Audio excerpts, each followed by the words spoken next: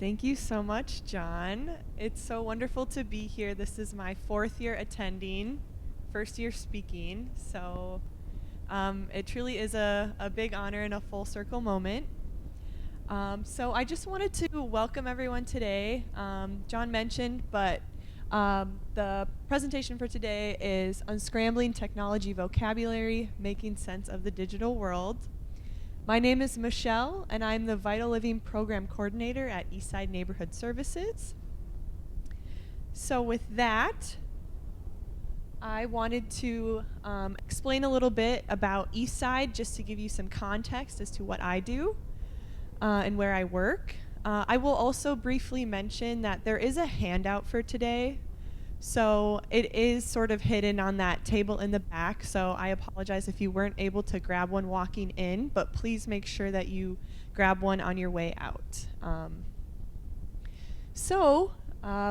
little bit about our technology education program, or what we call Connect to Tech. So Eastside Neighborhood Services is a nonprofit in Northeast Minneapolis that serves community members of all ages through older adult services, childcare, our food shelves, wellness programs, an alternative high school, employment programs, as well as family healing. So there's quite a bit there, but within the older adult programs there exists the Vital Living program, the Vital Living program is a program there that serves older adults through wellness classes, caregiver support groups, respite programs, technology education, which is what I do, as well as community events, such as our wellness fair we have in the beginning of summer. So we recognized a need in our older adult community for tech help, and we found an organization called Senior Planet from AARP. And they actually provide free curriculum to nonprofits like us. And we also create our own curriculum and offer that to the community. We also partner with other community organizations such as Senior Community Services. So we've actually offered a class in collaboration with Senior Community Services. So with that, I wanted to kick us off with this introduction that I like to do before all of my tech classes. And it's really just a reminder to folks that you are smart and have been forced in many ways to adapt to technology very quickly. So I want to acknowledge the intelligence that you do have, and if I repeat anything you already know, I appreciate your patience. My goal is to reach as many folks as I can who might not have had as much access or exposure to technology education. And I'm continuing to learn with you. So although I grew up with more recent technology, I still recognize how some technology is not intuitive, and even for the people who grew up with it. And as a final reminder, this is a safe place for any question. So unfortunately, for time's sake, we'll have to save questions until the end, but I will give some time at the end for folks to ask. So please write down any questions that you might have or try to make a mental note, and we'll get back to those. Okay, so before we jump in, there are popular terms that are now highly associated with technology, but could be confusing because prior to advancements in technology, we gave them a different meaning, right? Like the cloud. We see them every day in the sky, but this is also a concept that we're having to learn. Related to technology. So today we'll be putting more of those pieces together to help unscramble and make sense of basic technology concepts. So we are building a larger picture of how things fit together in the digital world as well as in our own lives. So I have a little graphic there. Okay, so the main goals for today. We'll go over some of the basic definitions and explanations of key technology concepts. And for those with limited or no knowledge of technology, learning this new vocabulary is often a critical first step in learning how to effectively use technology. So we won't have enough time to cover every concept or every basic concept within technology, but we'll go over quite a bit today. So my goal for this session is to reduce the confusion surrounding more of that ambiguous technology vocabulary that could have multiple meanings. And like with the new language, I know John mentioned this earlier, but we are going to be unlocking new vocabulary, and that often leads to deeper learning and greater understanding. And so the more that you immerse yourself, the more that you can understand, and also get creative with solutions for yourself. And you'll leave with a handout for today that you can reference anytime. And that handout also has specific websites and additional resources for more learning. So please reference that if you're wanting to learn a little bit more. Okay, so an overview for today. We're talking about a lot of different concepts, and so I kind of broke it down into 4 different categories. The first one is computers, so we'll talk about left click versus right click, a mouse versus a touchpad, as well as how to scroll. We'll then move into the internet. We'll talk about what that means, what is the internet, Wi-Fi, web browsers and websites, Windows versus window, and tabs. Then we'll talk about smart devices, so we'll talk about what that means, Android versus Apple, applications, important gestures for smart devices as well, and lastly, personal accounts. So your username, your password, your profile, why those are important, as well as the cloud and files. Okay, so to hop right in, so in thinking about the tools that we need to use a computer, we need to learn how to left click as well as right click. So using a mouse or a touchpad, left clicking is the most common form of clicking, used to select, open, and interact with the computer. And you typically use your pointer finger on the left side of a touchpad or mouse, and then you press down and lift up to complete the action.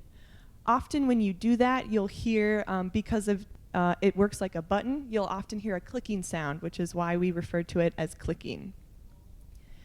With right clicking, you typically use your pointer finger or middle finger on the right side of a touchpad or mouse and press down and then lift up. And this action pulls up a hidden menu that contains settings options. So not used as often, but this sometimes maybe when you accidentally bump the right side of your mouse or your touchpad, you won't actually select something, you'll end up pulling up a hidden menu. So it might be that you accidentally click the right side when that happens. And then we'll talk about scrolling. So the action of moving the web page up or down to view the entire page in different segments. So to continue this, it's important to sort of note the differences between using a mouse and using a touchpad to navigate our computer. A mouse is a separate tool that you have to attach to your computer that helps you control the arrow on your screen to select and scroll easily. Whereas a touchpad is specifically for laptops. It's connected to the laptop, and it's a flat rectangular tool below the keyboard. So it's a built-in pad that you touch to control the arrow on your screen and allow you to select. So now to explain a bit more about scrolling.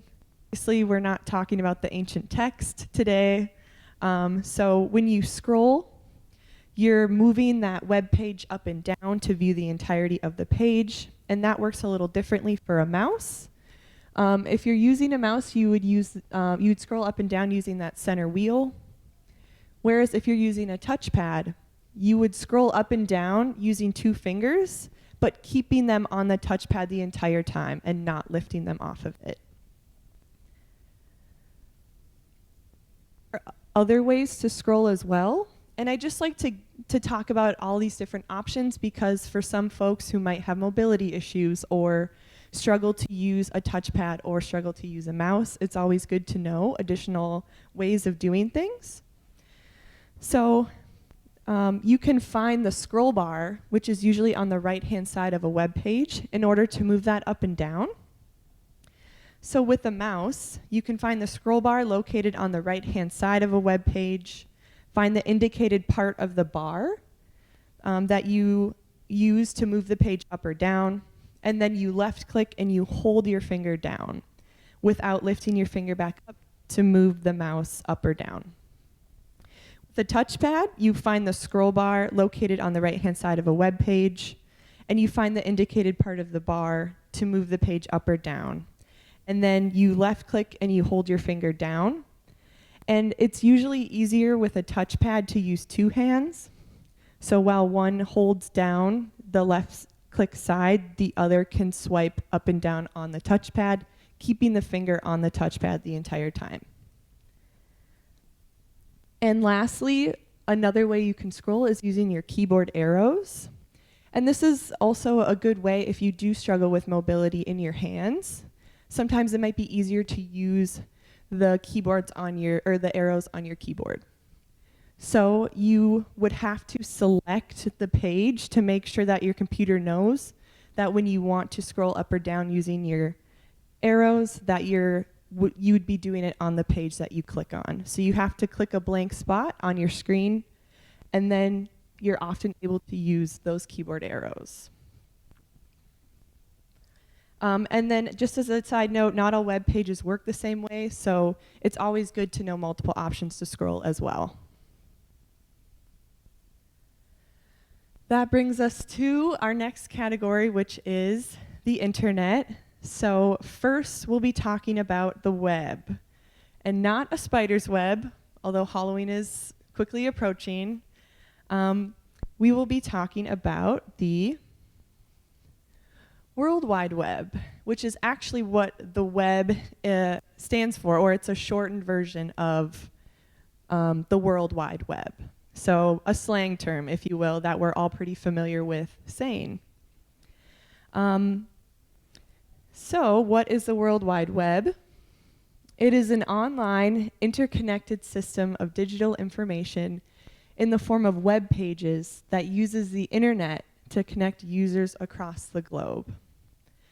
So there's a lot there, but I first wanted to point out that the web and the internet are not the same. Although people often use those terms interchangeably, they are not actually the same. So additionally, when we search the web, we're pulling up digital information. So when you're doing a Google search and you're maybe pulling up recipes, or you're looking for information about a community organization that you want to contact, that's you searching the World Wide Web. And when you search the World Wide Web, you'll notice often that www appears before every web address. That is to indicate that you are, in fact, searching for information on the World Wide Web. So when we see www, we can now know that that stands for the World Wide Web. So these two are not this, or the web is not the same as the internet, so now I will explain what the internet is. So the internet is a decentralized system of interconnected, independently operated networks. That's a lot as well to sort of process at once. But I'll start by talking about it being a decentralized system. So basically what that means is that there's not one sole place that the internet exists or operates out of. There's not an off-site Google center that has all of the internet right there. So if it were to get destroyed, we'd lose all of the internet. Rather, it's spread across multiple independently operated networks that are all connected.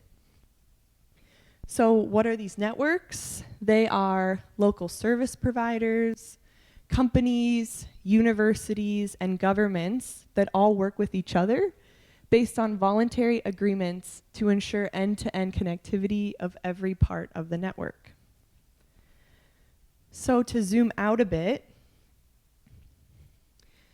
the internet contains web browsers which help us gain access to the World Wide Web that is made up of websites and web pages that contain shared information accessible to anyone connected to the internet. So you can kind of see the flow chart here of what's necessary for us to browse the web. So next, we'll talk about Wi-Fi. This is really important when you're wanting to connect to the internet and be able to use the web. The first step is often making sure that you're connected to Wi-Fi. So what is Wi-Fi?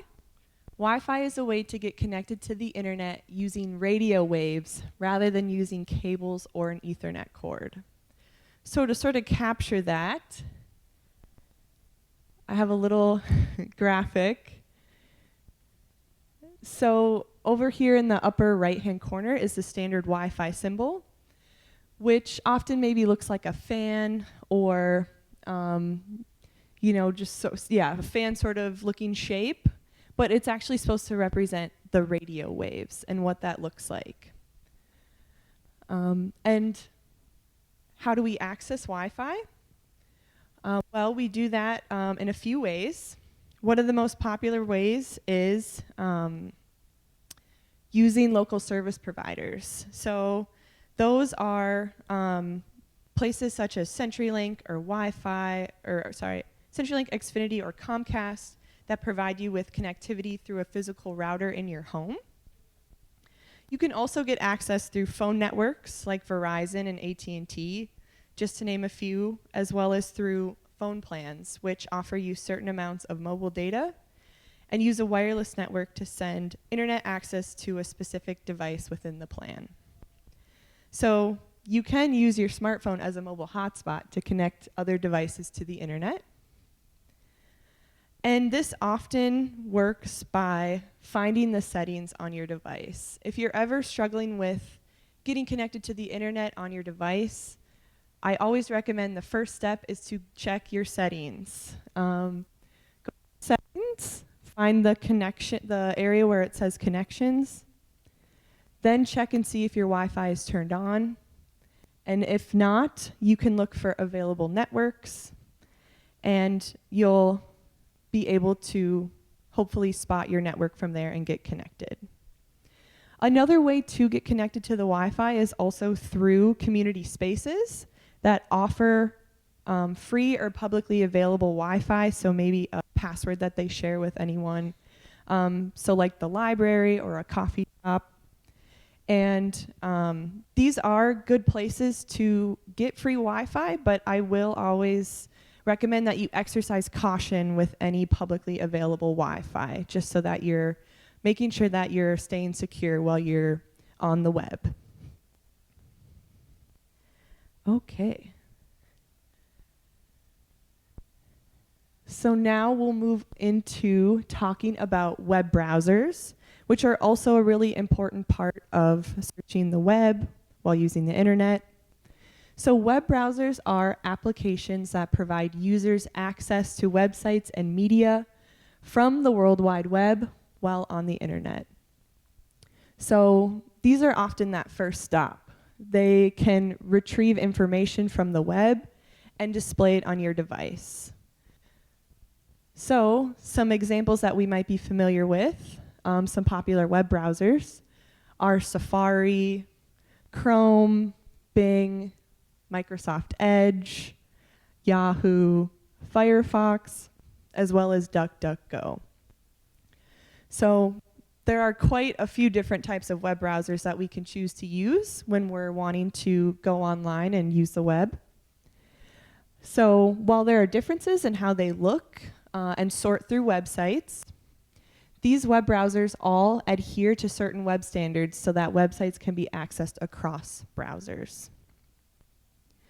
And I also wanted to make an additional clarification here.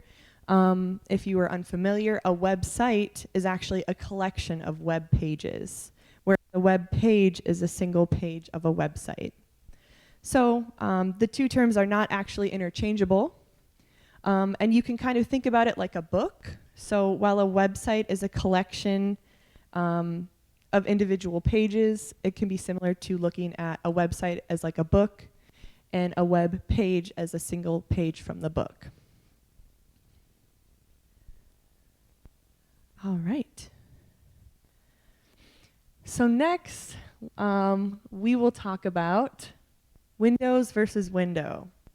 So here's another space where that technology vocabulary can seem really confusing. You know, Windows, window. You know, this isn't a piece of infrastructure that we're opening up and to let a cool breeze in.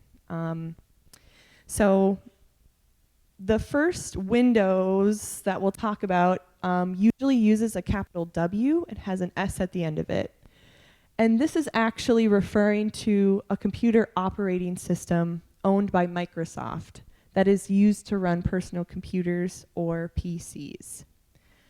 So there's much to uncover with Windows, as many of you might be familiar with it, as it allows users access to certain productivity tools, such as word processors or spreadsheets. Whereas a window in this, usually if somebody were to ask you to open up a window while you're on the computer, this type of window is referring to opening up a new session on a web browser.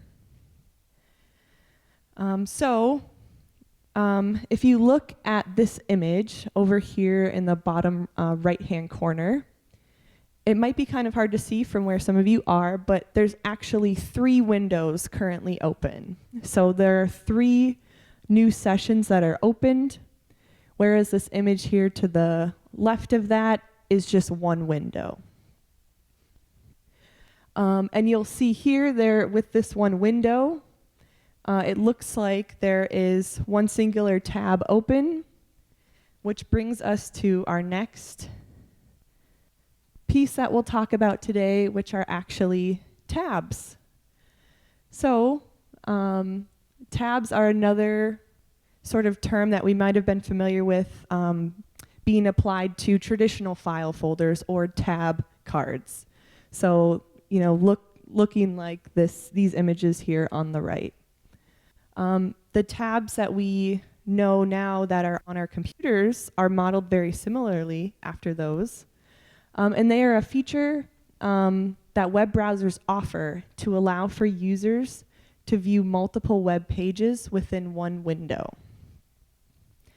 So in the past, to have 2 web pages open at the same time, you had to have access to 2 different browsers. Now you only need 1, for example, maybe Google Chrome, and you can see you can have multiple web pages open. And you can flip in between them to view information from those pages quickly and within 1 window. So hopefully that's all making a little bit more sense, right? Yeah, so now we're going to be moving into our next category, which are smart devices. So what are smart devices? Smart devices are devices that have computer technology built into them. So this term usually refers to devices with touch screens, such as smartphones and tablets, but they can sometimes be applied to devices like smart TVs that actually have computer technology built into the TV that you can access applications from. So I'm curious, just by show of hands, who here brought a smart device with them today? Okay, so quite a few of you. So usually if you're someone who owns a smart device, you are somewhat familiar or maybe have heard about one of the largest ongoing debates in technology history, which is the Android versus Apple feud or debate. Not actually a serious debate, but usually it does bring up pretty strong emotions for people when talking about which device, which brand of the device they prefer. So to break it down a little bit, Android devices are devices that use an operating system, or OS, called Android, which is the hardware that they own and use for their products. So it's an open system, meaning that it's not the same across all Android devices. So different companies can use the Android operating system and design products in a way that they want it to look that can differ across those companies. So you've got, Google Pixel, LG, Samsung, to name a few different Android companies. Apple devices, on the other hand, use an iOS operating system, which is closed, meaning that it is the same across all devices. So that's when you have an Apple iPhone and maybe an iPad that all have apps that look the same. And they also can connect to the same account across one device. So you have a little bit more of that seamless use of products with Apple because of that closed operating system. Okay.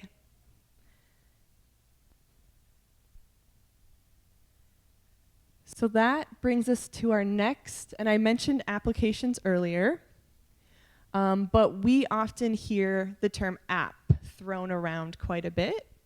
App is actually an abbreviation or a shortened way of saying applications. So what is an app, right? It can be understood as a software program that you can run on your device to help you or other programs perform specific tasks. So they're programs you can run on your device. And we'll get into some uses for apps here in a bit, but just to point out that there is a difference between desktop and mobile apps that is sometimes important to note. Some apps are specifically made just for computers or desktops, whereas others are made specifically for mobile devices. There is also some apps that are actually only made specifically for Apple products, and apps that are only made to work on Android products. So just note that if you're ever having trouble with a certain app, that might be something to check into. So how do we get apps? Where can we get an app? Well, we would go to the store, not the physical store, but actually an app store. So for Android products, oftentimes it's a Google Play Store. And for Apple products, you'll go to the Apple App Store, and I included both images of those apps over there to the right. And apps, there are thousands of apps out there that have many different uses. So learning a language, editing photos, taking pictures with a cool look to them, reading, watching shows online, streaming media, shopping, playing games, listening to music, etc. So there are a whole lot of different apps out there that you can use to not only help you with some of the functions of your phone, but also help you to do fun things that you would maybe enjoy, hobbies even.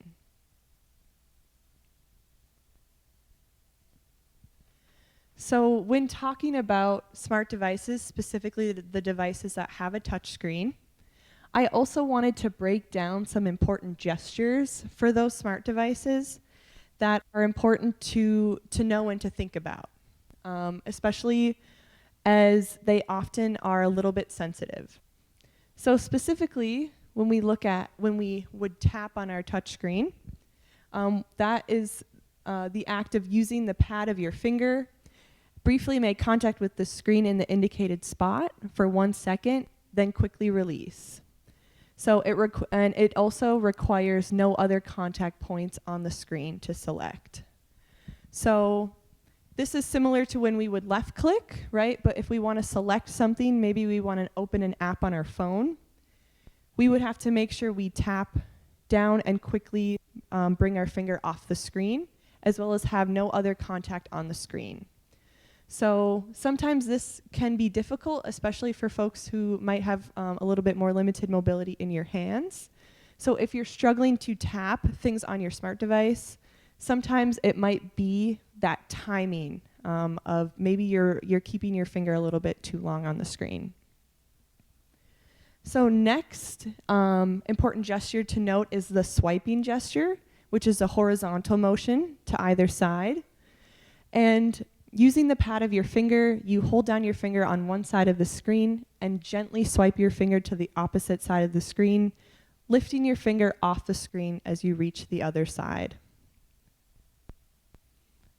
And this is often, the horizontal motion might be if we're flipping between pictures that we're looking at on our smartphone.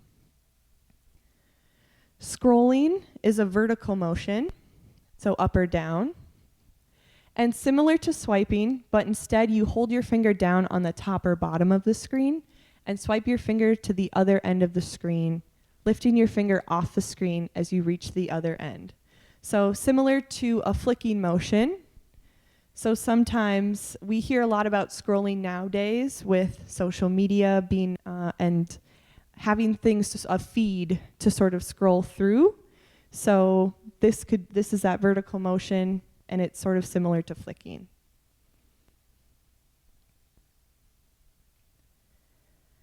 All right, and I included these sort of moving images for you to also demonstrate tapping. So these two images so to the left and to the middle, those represent more of that traditional way of selecting something, opening a program on your smart device, and that's when you place your finger down and quickly lift it back up on the screen. This icon over here to the right is demonstrates the tap and hold gesture, which allows you to move apps around on your home screen and does not allow you to select. So like I mentioned earlier, sometimes if you leave your finger for a couple extra seconds on the screen, it might end up activating a sort of editing mode on your smart device where it wants you to rearrange the apps on your home screen. So just know that if you're not opening the program that you're wanting to run, that it might be that timing. And you might have opened that editing mode. So these demonstrate swiping. So like I said, that horizontal motion. So the images here on the far right and the far left indicate swiping to either the right or the left, and often for looking through photos that we have on our phone. So and then this middle here, I think does a good job of demonstrating swiping left or right on our screen. Often our home screen has a few different panels. So I feel like this image captures what it would look like to swipe through some of those panels on your home screen that might contain apps that you to use. And then I wanted to show you what scrolling looks like through these sort of moving icons. To the far right and the far left, these show the action of scrolling up or down. And I wanted to include this image here in the middle because as you see the hand sort of flick upwards, right, or scroll upwards, you see that there's a scroll bar on the right-hand side that moves downward. So as we move the image up with our hand, we're looking at the bottom of a page that we're looking at.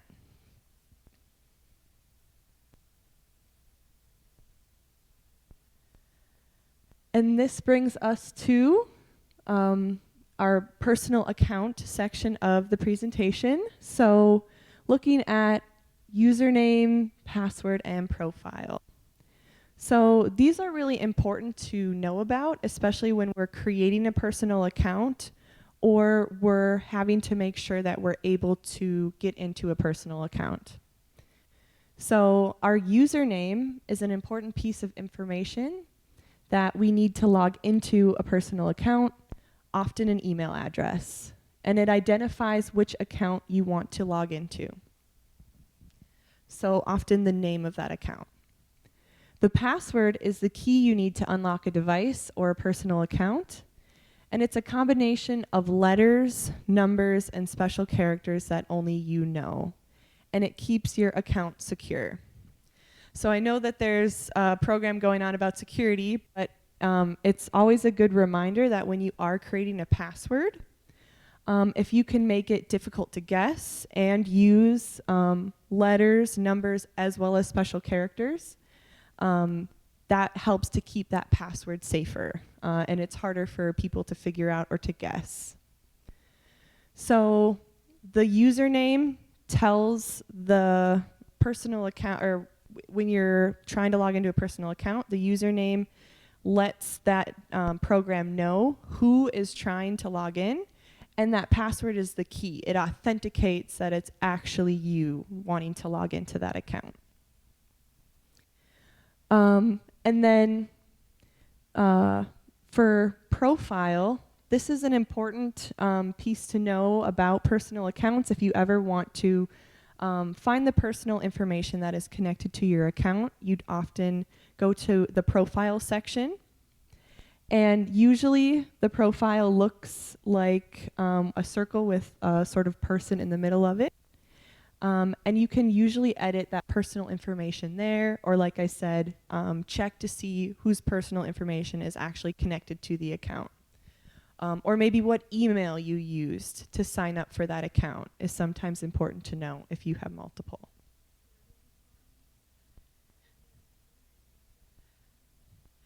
Yeah, so there was a question about where do we find the profile. So oftentimes this is something that can be a little bit hidden. So depending on what account you're trying to find that personal information for, the image that is shown up here is sometimes a giveaway as to clicking directly on that image to find that profile information. Other times profile information is hidden somewhat in the settings option of that account that you're on. So it might require you to try to find the settings, or often 3 dots somewhere at the top right hand side of your screen will help you to get there.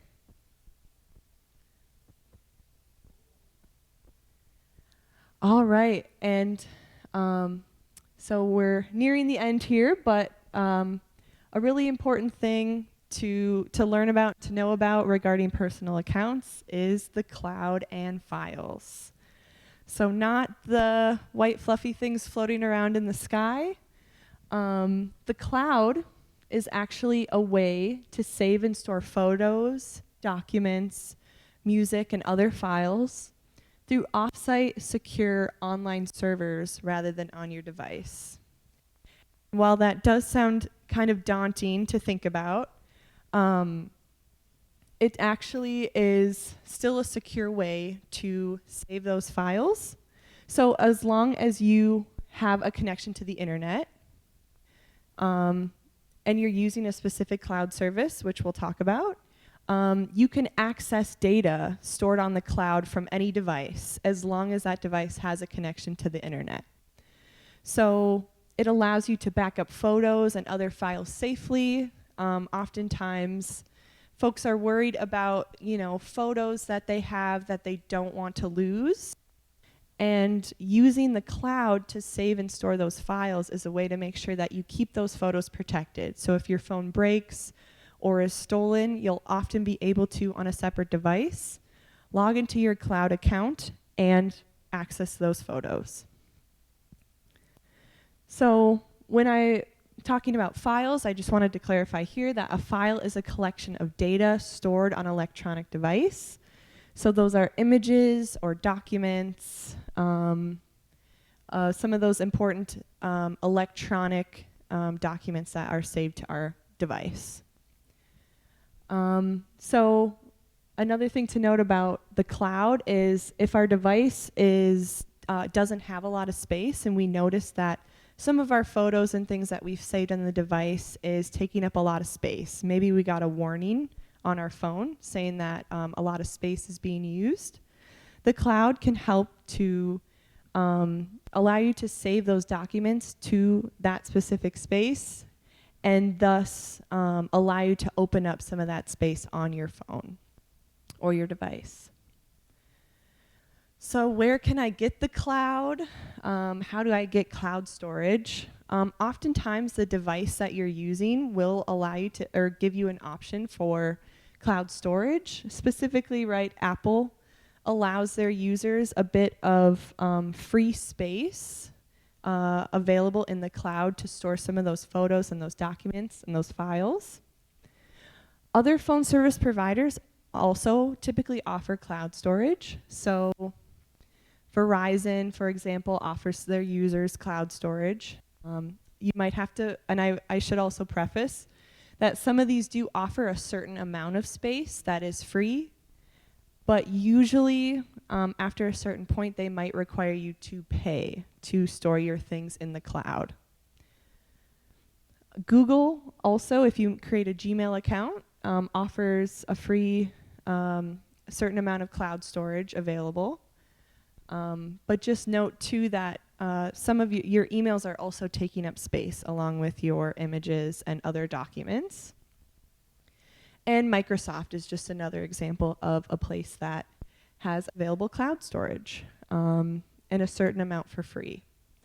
So down here in the bottom right-hand corner, you'll see sort of a lot of, a hallway of, it looks like cords and other things, and then sort of down there, it looks like a warehouse. Those are actually representing the offsite spaces, those servers that cloud information is stored on. These are still secure spaces, but I think it's always good to sort of have folks know that while things are sort of appearing to be saved and stored in the cloud, that there is actually a physical space, sort of a grounding space to where those things are being saved and stored. Okay, just to review and sort of talk about some of the takeaways from today. The goal was to, build up your basic knowledge, which can lead to greater understanding and easier relearning, maybe even allow you to help teach others some of this information.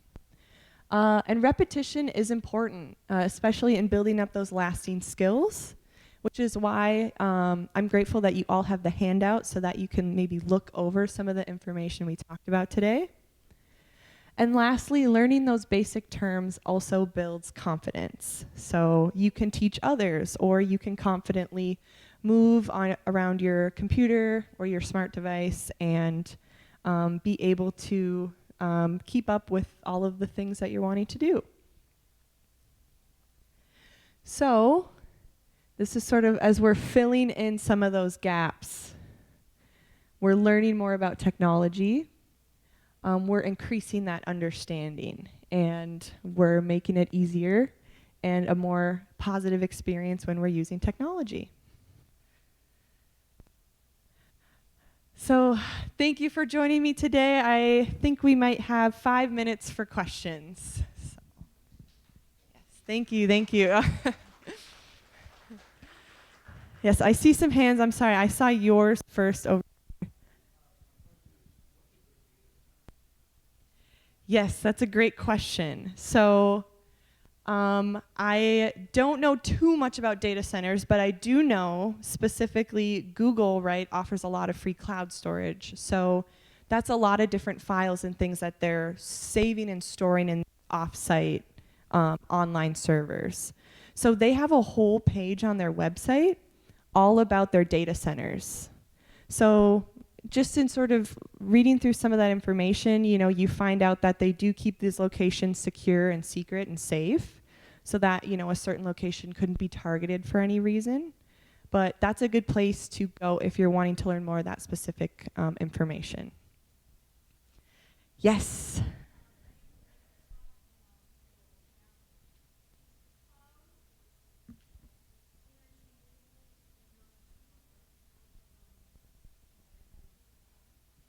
Yes, that's a really good question.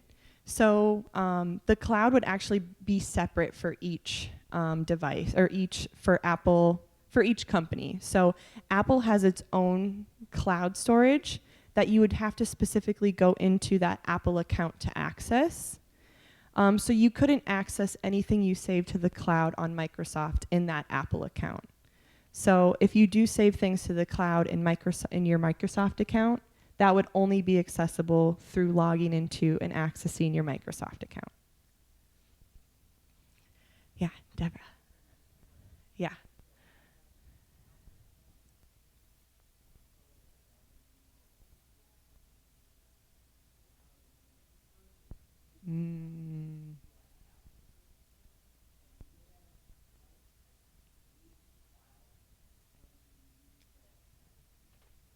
Yes, good question.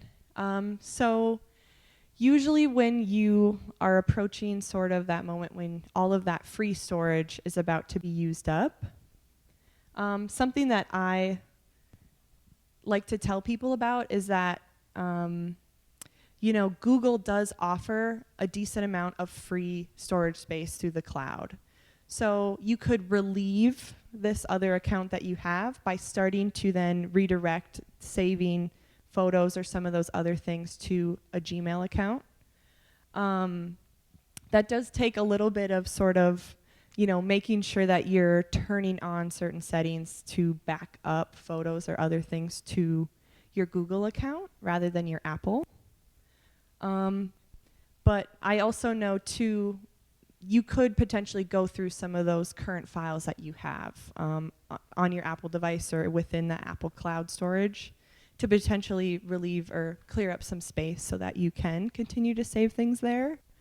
But the last thing I'll say is that usually when they do want you to start paying for cloud storage, it starts off fairly cheap. So while it still is frustrating to have to make a payment, I know, for example, like when you fill up your Google account and they want you to start paying for more space, it's usually like $1 or $2 a month to add more space. Yeah. Ah.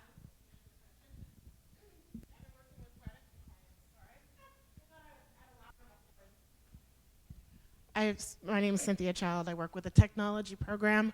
With SES, we've worked with quite a few clients who have run out of space. I just worked with someone who ran out of space on their Google account. So she had 15, on the slide it said 15 gigs. She increased it to 100 gigs, and that cost about 50 cents. I think it wasn't, and I hope I wasn't reading that wrong, but it was really cheap the first time. What I recommend you do is you just start deleting photos that you know you don't need. We take a lot of photos, and there's a lot of duplicates. That's also something that we can help you with the technology program.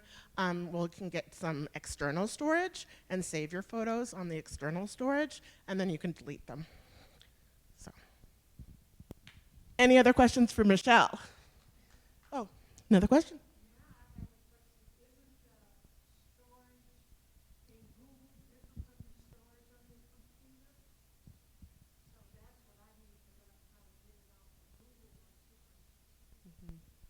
Yes, that's another good point that I should definitely clarify, is there is storage that you have available to you on your device.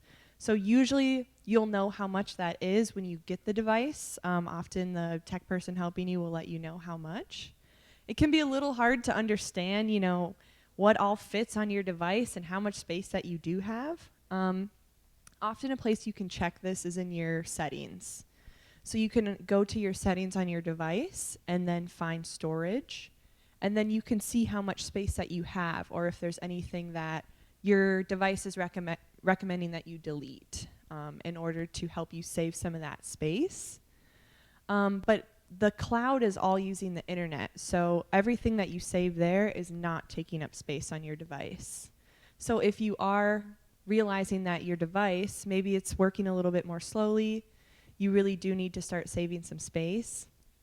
Saving some things to a cloud storage company is a good way to help make sure that you can continue to use your device and still save things. So, yeah. Do we have time for one more question, or are we needing to?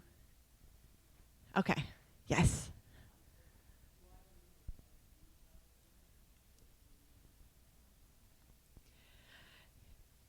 Yeah, so using a flash drive is actually a physical way, right? You can plug that into your computer and you can save files and images there to help relieve some of that space on your device. So that is also another good option if you're maybe not wanting to look into any of the cloud storage options. Oh. Oh, okay, sorry. Yeah, SD card. I'm not, I think that, did you have any? An SD card is one of several methods of saving pictures and other data externally. So I didn't hear the whole question.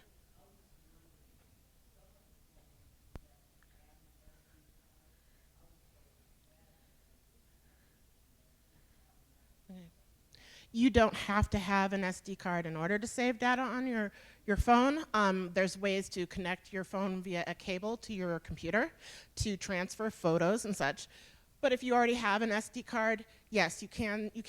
We could look at it and say, okay, where are your photos saving? A lot of times, by default, it will save to the cloud, which people don't realize, which is why we all run out of space so quickly. Thank you very much, Michelle. Please give her another hand. That was amazing. I just want to reiterate, I did mention earlier that Edwards Ride Care has their van outside. If you want to take a look at it, it will be here until after the second speaker, so don't feel like you have to go out right now. But they have a specialized van for the seat for handicap seating, and the seat actually comes out of the van. Then you can sit down, transfer from your wheelchair, and then it comes back up in a standard van. So that's kind of neat. All right, thank you.